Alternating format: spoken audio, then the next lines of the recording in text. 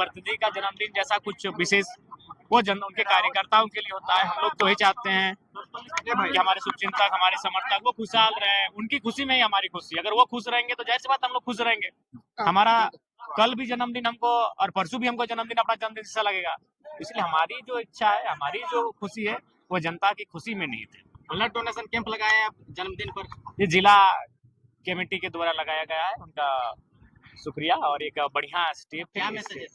Message यही है, रक्तदान होना आज के दौर में बहुत आवश्यक है। आज देखते हैं लोग अगर किसी को जरा सा प्रॉब्लम होता है तो चार हट्टे कट्टे लोग वहां से फोन करते हैं कि भाई रक्तदान दे, खुद करने के लिए प्रेरित नहीं हो पाते हैं। ज्यादा पहले मान टाण में आप जन्मदिन मनाते थे और अब लोगों का इतना प्यार मिल रहा है। ये तो है कि विगत कुछ वर्षों में लोगों के लिए हम लोग कुछ विशेष किए, उनके लिए जिए, तो आज वो लोग हमारे जन्मदिन को विशेष मना रहे हैं, उनके लिए शुक्रिया। कैसा कैसे तोहफा दे रहे हैं आप? देखिए हम लोग तो यही है कि उनकी समस्याओं को सुने, उनके साथ उनके बीच रहें, बस हम लोग यही तोहफा है उनके लिए कि हम उनके साथ सीधा हमारा संवाद उनके साथ हो, सीधा हो, उनके लिए हम काम आ सके। नया साल में क्या कुछ देखने को मिलेगा? देखिए नया साल क्या, देखिए नया साल तो तभी होगा जब हमारे जीवन में नए बदलाव होंगे, नए विकास होंगे, तो वो नया साल होगा। पैसा कानून के ऊपर कुछ बोलना?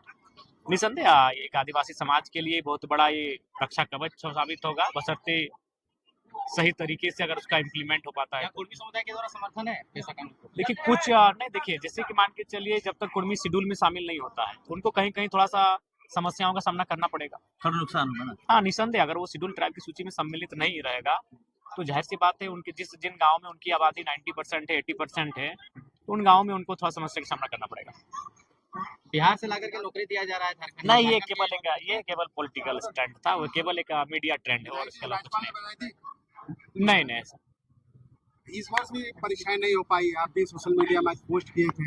इस वर्ष हेमंत जी कहे थे कि नियुक्ति वर्ष रहेगा। देखिए ये तो हम लोग लगातार इस विषय पर आवाज उठा रहे हैं कि भाई परीक्षाएं नियमित हो, परीक्षाएं ना होना युवाओं को आघात पहुंच रहा है। हम लोग पूरा प्रयास करेंगे कि हम लोग अपने आवाज के माध्यम से, कार्यक्रमों के माध्यम से सरकार तक मैसेज देंगे और परीक्षाएं समय पर हो पाए। कल के प्रोग्राम के विषय क्या कुछ बोले? विधायक जी कुछ नाराज दिख रहे? अब भाई वो उनका समस्या है, वो क्यों, एक तो अनुभवी विधायक हैं, खासकर जो 2 विधायक है 15-20 सालों से विधायक हैं, और उसके बाद भी अगर एक शैक्षणिक कार्यक्रम में इस प्रकार से चले जाना उचित नहीं। तो वो तो सीनेट के मेंबर है, वो फोरम में रख सकते थे। अगर उनको लगा कि उनका सम्मान नहीं हो पाया तो बैठक में एक समीक्षा बैठक बुला लेते इस कार्यक्रम की, वो सीनेट के मेंबर है, उसमें अपने भड़ास को निकाल सकते थे, पदाधिकारियों को फटकार लगा सकते थे अगर ऐसा था तो। लेकिन एक शैक्षणिक कार्यक्रम, वो भी दीक्षांत समारोह जहाँ मतलब यूजी से लेकर पीएचडी तक के बच्चों को सम्मानित किया जा रहा है, जो यहाँ से निकलकर इस राज्य की, इस देश के भविष्य बनेंगे, और उस कार्यक्रम में ऐसे आक्रोशित होकर निकल जाना मेरे हिसाब से उचित